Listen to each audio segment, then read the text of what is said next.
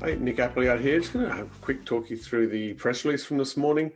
We released the results from the first 6 holes. The first one was the one that didn't make depth, only 49 meters out of a targeted 120. So we have subsequently gone back and completed that hole. So the assays, for the target area will be released over the next month or so. But the 5 that did get to target depth are from Esperanza East. You can see on the screen here. We were forced to this lower priority target by the drilling constraints, but good results. I mean, this is outside of the resource area at Esperanza East. We hit significant intersections in all 5 holes. So that'll add on to the resource and add on to our knowledge, which allows us to grow and vector and target into the areas that we're chasing here. And that's what I want to touch on. I think this was the most important thing in the release, and it's probably the hardest bit to explain. So I'm going to try my best. So here's a section through Esperanza South. And what you can see on the right-hand side of the drill stem are the gold grades. You can see it's a nice continuous zone here, a few other little spots in places. On the left-hand side are the clusters generated by the artificial intelligence from our work with Goldspot. And they represent stratigraphy, represent continual units.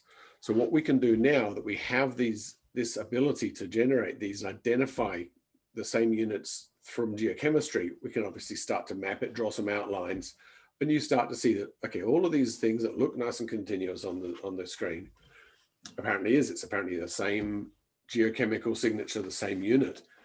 So what we do is now take that and see how extensive it is, how much we can model it, can we use this information? So then you look at it and go, okay, here is just the drill hole, there's no surface on here, and you can see sort of where the gold sits in the drill holes. And you see that this teal unit is continuous over most of Esperanza South, at least all the north end of Esperanza South. And it's probably the main target that that's holding a lot of the gold there. But we also see that there is a secondary zone that is out of this target. And we're like, okay, so what's that? So we can go back and now and look and go, all right, this is a higher up unit. There's also continuous, also mappable. And we start to go, okay, and build this picture up really nicely. But also this allows us to go, okay, well, what happens to the teal unit down here? Well, it does look like it's continuous. We've got a few hits underneath that unit, which haven't been followed up. I mean, they get too deep, but it does give us a target that this teal unit still exists towards the south end of Esperanza South down here, and we haven't chased it. Likewise, in the north end of Esperanza South, these drill holes here are collared right into this unit, and we have almost no information on it. So maybe there's good targets down in here in this unit, which are untested. But also we will now take this information. This is the drill holes that we just announced. We'll go back and see, okay, where are we in here? Where can we put this in the geochemical stratigraphy? Is it this green unit? Are we in the blue unit? Are we in this teal tan unit?